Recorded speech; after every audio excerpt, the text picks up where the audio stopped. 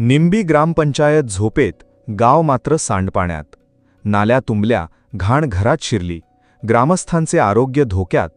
प्रशासनाच्या निष्क्रियतेवर संताप. पुसद तालुक्यातील निंबी येथे ग्रामपंचायतीच्या कथित भोंगळ आणि निष्क्रिय कारभारामुळे गावकऱ्यांचे जीवन अक्षरशः सांडपाण्यात गेल्याचे चित्र समोर आले आहे. गावातील नाल्यांची वर्षानुवर्षे साफसफाई होत नसल्याने नाल्यांमधील घाण, शौचालयांचे सांडपाणी आणि दुर्गंधीयुक्त पाणी थेट नागरिकांच्या घरात घुसत असल्याचा गंभीर आरोप ग्रामस्थांनी केला. गावातील अनेक रस्त्यांची अवस्था अत्यंत बिकट झाली असून नाल्यांचा योग्य निचरा होत नसल्याने सर्वत्र घाणीचे साम्राज्य पसरले आहे. गावात राहायचं की आजारपणात जगायचं असा संतप्त सवाल आता ग्रामस्थ विचारू लागले आहेत. विशेष म्हणजे या घाणीमुळे आणि सांडपाण्यामुळे गावात शेजाऱ्यांमध्ये वाद वाढत असल्याचेही समोर आले आहे. सांडपाणी माझ्या घराकडे का येतंय यावरून नागरिकांमध्ये रोज कुरबुरी आणि भांडणांचे प्रकार घडत असल्याने गावातील सामाजिक सलोखाही धोक्यात आल्याची भावना व्यक्त होत आहे. या अस्वच्छतेचा सर्वाधिक फटका लहान मुलांना बसत असून डासांचे वाढते प्रमाण, दुर्गंधी आणि साचलेले घाण पाणी यामुळे अनेकजण आजारी पडत असल्याचा आरोप ग्रामस्थांनी केला.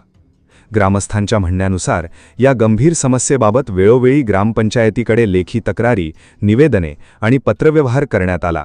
मात्र ग्रामपंचायत प्रशासनाने केवळ कागदोपत्री आश्वासने देत प्रत्यक्षात कोणतीही ठोस कारवाई न केल्याचा संताप व्यक्त करण्यात आला. सध्या ग्रामपंचायतीवर प्रशासक नियुक्त असतानाही गावातील प्राथमिक सुविधांची अशी दयनीय अवस्था असेल तर प्रशासन नेमके कोणासाठी काम करत आहे, असा संतप्त सवाल आता नागरिक उपस्थित करत आहेत. कर वसुलीत पुढे पण सुविधा देण्यात मागे, अशी बोचरी टीकाही ग्रामस्थांनी केली. गावातील नागरिकांचे आरोग्य धोक्यात असताना ग्रामपंचायत आणि संबंधित प्रशासन अजून किती दिवस डोळेझाक करणार, असा प्रश्न आता उपस्थित होत आहे. गोपाल उत्तम काळे माझं नाव आहे. घर आहे माझं. मी तो 25 वर्षापासून राहतो. मला हे 1.5 वर्ष झालं मला पाण्याचा तकलीफ आहे. तर मी सरपंचाला आणि सचिवला कितीक वेळा ग्रामपंचायतमध्ये लेखी अर्ज दिला, याने काहीच केलं नाही आतापर्यंत. मागणी काय नेमकं? मागणी काहीच नाही. ग्रामपंचायत नाही सुधारावं यायला आतापर्यंत सांगितलं, याने काहीच केलं नाही. आता पण काहीतरी करा. प्रॉब्लेम म्हणजे नालीचा प्रॉब्लेम आहे. नाली कलीच नाही दुरुस्त, घरात पाणी चाललं, बिमाऱ्या वाढायला सगळं. तुमच्या घरात पाणी चाललं? 1.5 वर्ष झालं. 1.5 वर्ष झालं. हो. 1.5 वर्षात तुम्ही किती वेळा बोलले सरपंच सचिव? 2 वेळा लेखी दिला आम्ही ग्रामपंचायतला. आज बोललो होतो उद्याला करायला, आज बी उद्यालाच म्हटलं. आणि माझ्याकडे मॅसेज बी आहेत. माझं नाव रामराव दिगंबर काळे. मी लिंबी गावचा पोलीस पाटील आहे. आज जवळपास 20 वर्षापासून पोलीस पाटील पद म्हणून पाहतो. या गावातलं की जवळपास वार्ड क्रमांक 1, वार्ड क्रमांक 2 या गावातील संपूर्ण नाल्या बांधलेल्या नाहीत साहेब. चौकड असं नाही का, सेफ्टी आळ्याचं प्रमाण झालेलं आहे. घरोघरी भानगडी चालू आहेत, शेजाऱ्याच्या भानगडी चालू आहे. वाद होऊ नये भविष्यात. ग्रामपंचायतला सांगितलं, सचिवाला सांगितलं, सरपंचाला सांगितलं, पण दुर्लक्ष करत आहेत. वारंवार दरवर्षी सांगतो. मेंबर लोक सुद्धा आज करतो म्हणते, उद्या करतो म्हणते, टाळटाळ करतात. घराघरात भानगडी लागायल्यात. सेफ्टी आल्यामुळे याच्या घरात आज शेजाऱ्या भानगडी झाल्या, मारामारी झाली त्याची. तरी सुद्धा ग्रामपंचायतला सांगितलं, सरपंचाला सांगितलं. आमच्या वार्ड क्रमांक 1 मध्ये बी तसाच प्रॉब्लेम आहे सर. माझ्या घरात सुद्धा सेफ्टी आल्या होत्या. आम्ही त्यावेळेस सांगितलं नाल्या बांधून देऊ, नाल्या करून देऊ, प्रत्येक शौचालय घर परत झालं. पण शौचालय झाल्यामुळे त्याचं पाणी कुठेही जाईना, सर्व लगी रोडवर पाणी आलं आणि घरात सुद्धा पाणी धसायलं. पण ग्रामपंचायत काढायला तयार नाही. आज काढतो, उद्या काढतो म्हणून असाच लगी सर्वेला असेच सांगत राहतात नेहमी. तुमच्या गावचे सरपंच कोण आणि सचिव कोण? सरपंच मयूर तुकाराम राठोड आहेत आणि सचिव आहेत. आता पहिल्या काळातलं की पंडितकर साहेब होते. पंडितकर साहेबाची बदली झाली. पंडितकर साहेबाला सुद्धा आम्ही जवळपास 50 वेळा सांगितलं असेल गावातला प्रॉब्लेम. त्यांनी सुद्धा दुर्लक्ष केलं. वारंवार लगी टॅक्स वसूल करतात पण काम कोणतंच होत नाही साहेब.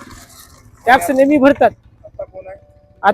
आता चंदे साहेब आहेत ग्रामसेवक. त्यांना तुम्ही बोलले काय विषय? त्याला सुद्धा कानावर सांगितलं, फोनवर कळवलं की अशानं गावात भानगडीवाल्या बा नाल्या उपसावं लागतात, पण ते सुद्धा दुर्लक्ष करायलेत. आता ते कुठेतरी ड्युटीवर गेलेत. बाहेर त्याची ड्युटी जनगणमननी लावली वाटते.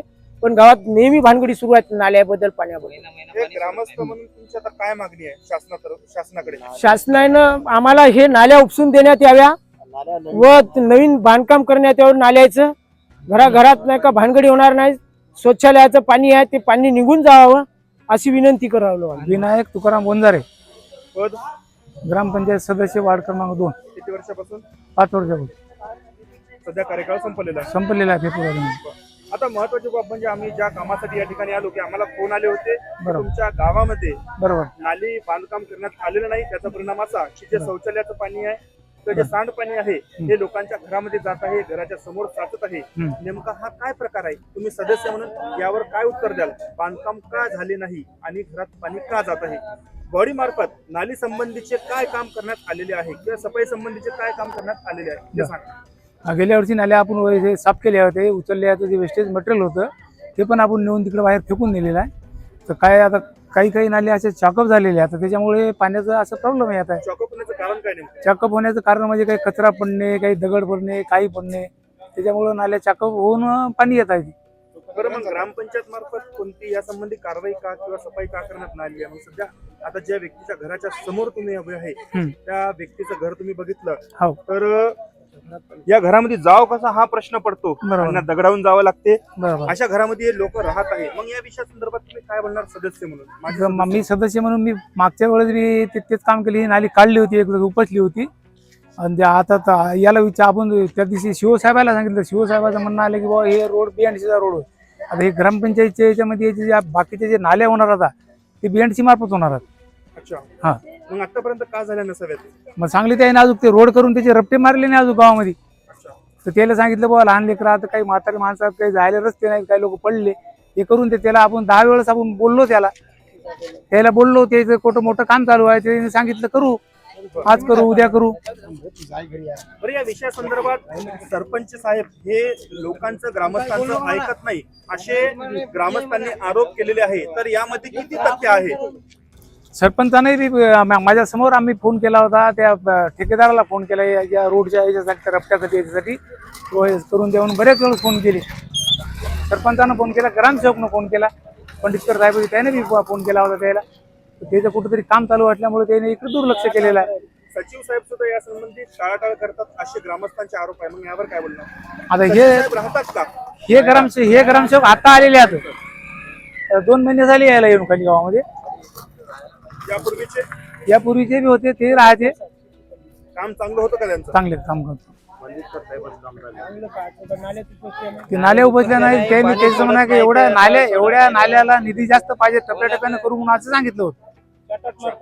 मग आता कधीपर्यंत होईल तुम्हाला एक काय प्राथमिक अंदाज आहे का नाल्याचं बांधकाम कधीपर्यंत होईल? आता नाल्याचं बांधकाम त्याची काही गॅरंटी नाही. जर निधी जर आला समजा आता आता याच्यामध्ये सरपंचाच्या यायचं ते देईल बांधून ते.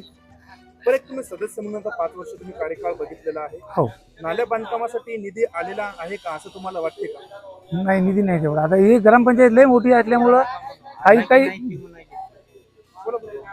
आता काही एरियामध्ये आता तिकडे ते मोठं जास्त हे असल्यामुळे तिकडं करायचे काही इकडे करायचे, चालू थोडं निधी नाही आला.